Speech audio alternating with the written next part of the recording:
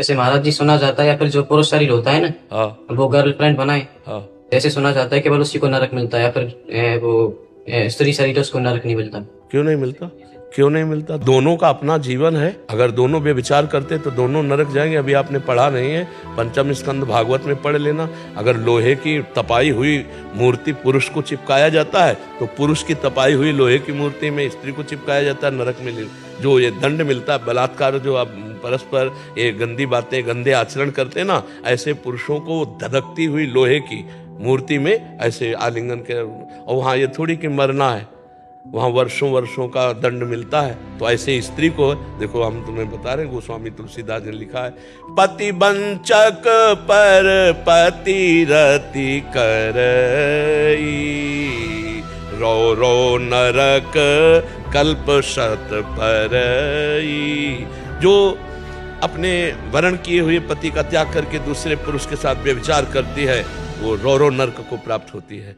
तो जब तक वर्ण नहीं किया तब तक तो अधिकार ही नहीं है। तो ऐसा थोड़ी कि लड़का ने तो फिर वो नरक जाएगा और लड़की है तो उसके लिए विमान आएगा स्वर्ग से, ऐसा नहीं है। पुरुष हथकड़ी दोनों की पड़ेगी ना अगर पाप आचरण करोगे। पुरुष अगर अपराध करे तो स्त्रियों की भी जेल होती कि नहीं होती? तो स्त्री नरक नहीं जाएगी?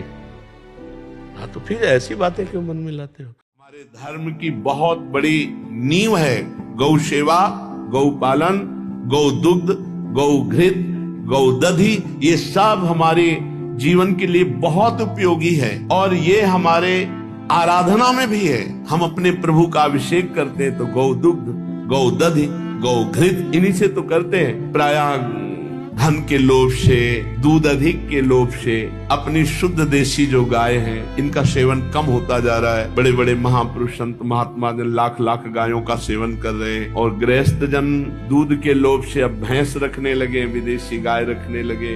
हमें लगता है कि पैसा मिल जाएगा लेकिन बुद्धि शुद्ध नहीं रहेगी। अगर अपने देशी गौ की सेवा करोगे तो उसके कंडा से जो रोटी बनेगी उससे बुद्धि शुद्ध होगी। जो गाय का दूध बहुत तेजस्वी होता है, उसमें स्वर्ण तत्व होता है, उसमें बौद्धिक स्तर को बहुत प्रेम। ब्रह्म ऋषि जन इसी का सेवन करते थे, देवताओं का हविष्यान इसी से, इसीलिए हर ऋषि गाय रखता था क्योंकि उसकी जो दिनचर्या उसकी पूर्ति ही गाय से होती थी। और गौ में समस्त देवताओं का वास है और गौ हमारे सनातन धर्म की नींव है। अगर ये नींव गिर गई तो महल पूरा गिर जाएगा। देखो स्वयं गोविंद भगवान ने गौओं की कितना उत्साह रखते गौ सेवा का।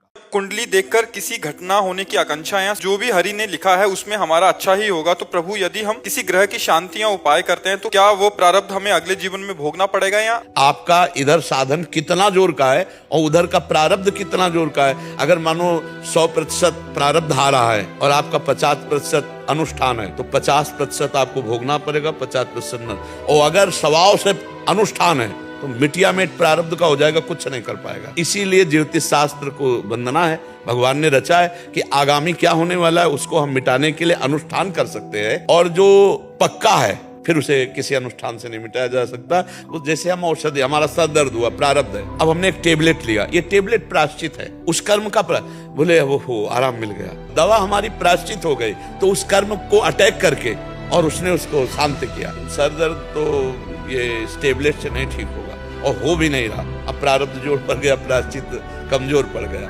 ऐसे कितने क्रियाएं, पर जो पक्का प्रारब्ध होगा, कुछ होते हैं कच्चे, वो प्रायश्चित कुछ पक्का है। जैसे किडनी फेल, अब फेल, अभी तुम्हारे अनुष्ठान से नहीं ठीक होगी, इसको भोगना पड़ेगा। हाँ, ये है कि अगर आप भजन साधन अनुष्ठान तो इनका प्रभाव उतना नहीं पड़ेगा।